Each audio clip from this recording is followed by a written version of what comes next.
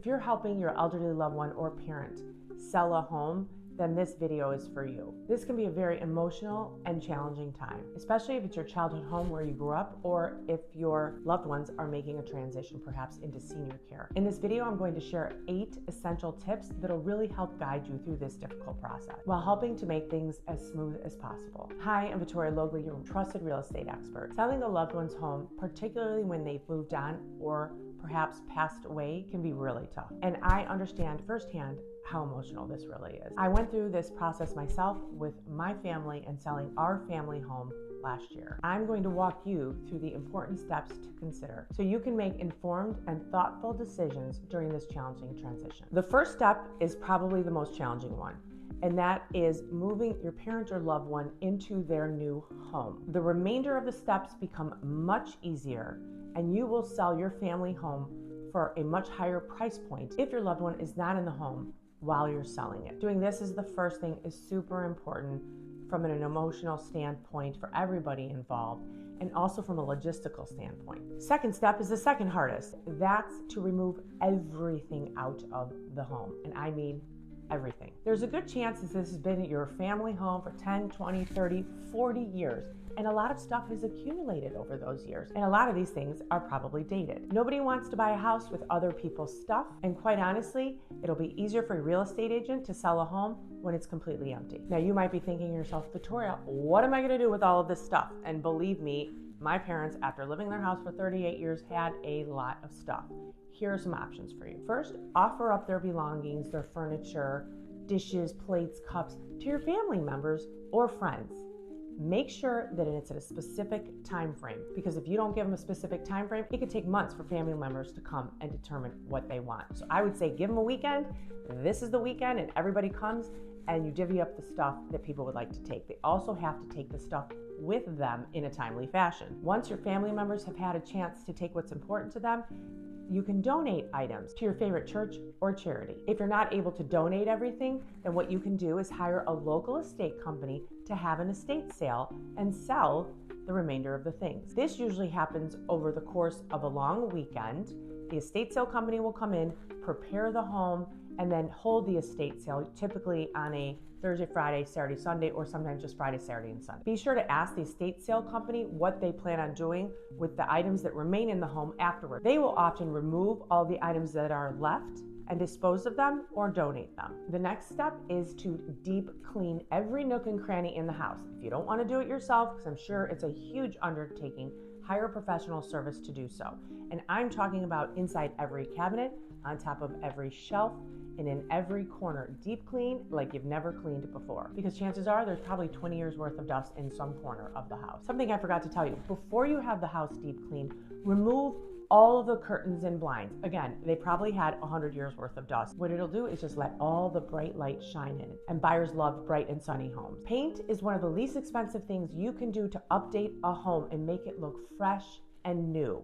Oftentimes when you remove furniture and dressers from a home, they leave lines or marks along the walls. Well, once we've removed all the furniture and dressers and tables, guess what you see? A bunch of walls with marks and dings and lines. So having it professionally painted is essential. Choose one color and paint the entire house one color. It'll be less expensive that way, and it won't take as long. Here are my top 3 choices for paint colors. Benjamin Moore Balboa Mist is a great neutral gray beige color if you have warm wood in the home. Dove White is another beautiful creamy white that looks stunning on walls. And lastly, if you're a Sherwin-Williams fan, then I would recommend Elder White. Trims and doors should be painted semi-gloss, pure white, something along the lines of a Benjamin Moore Chantilly lace. And ceilings just get a coat of plain white paint. Don't try and be cute and change up the colors of the ceilings. Keeping it neutral and white is your best friend when selling a home. And here's something that I did for my own parents' home. They had a 1-car garage, and it was very cluttered with all of my dad's tools and whatnot, and shelves and hooks. And so I had the painter remove everything, every shelf, every hook, everything from the inside of the garage. And I had him paint the entire garage white. And guess what that did? It made the garage look so much bigger than a regular 1-car garage.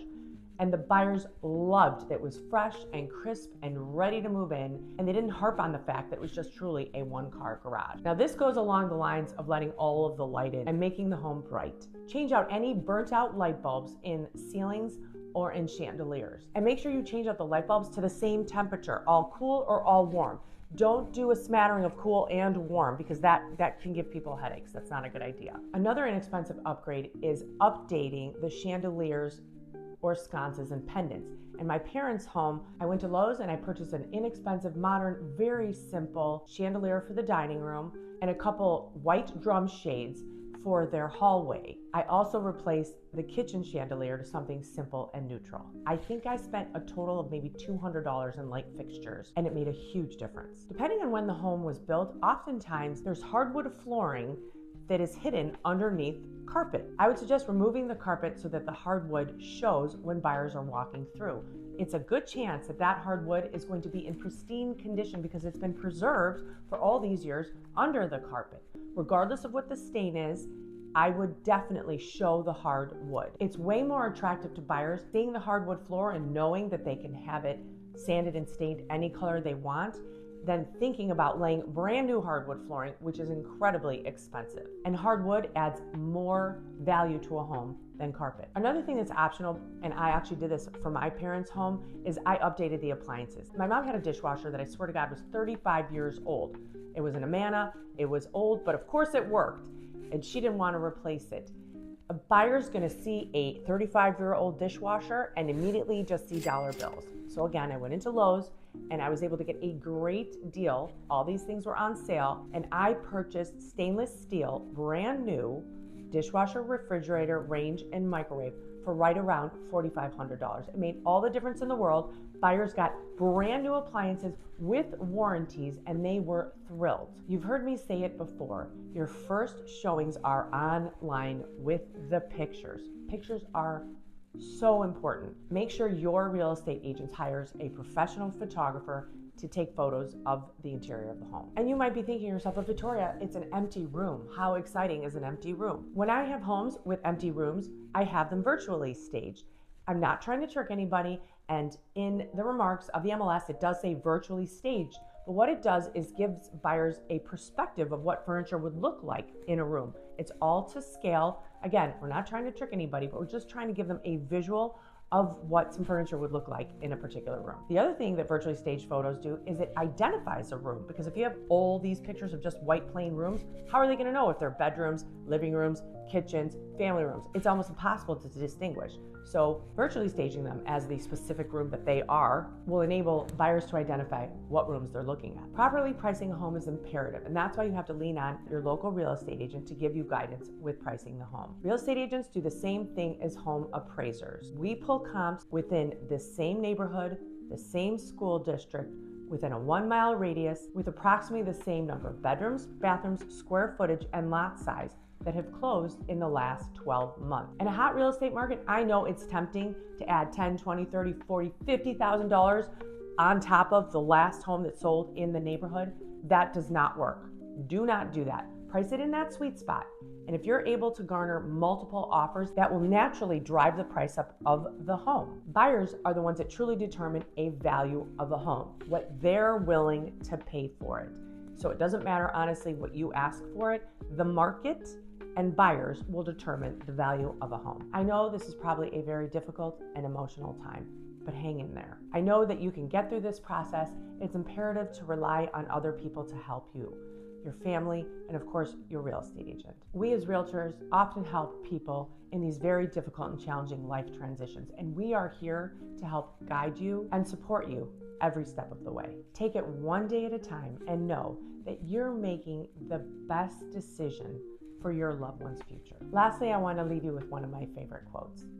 A home is not defined by the walls that surround you, but by the memories you create and the love that you share with your family, no matter where that is. Thanks for watching, and I'll see you next time.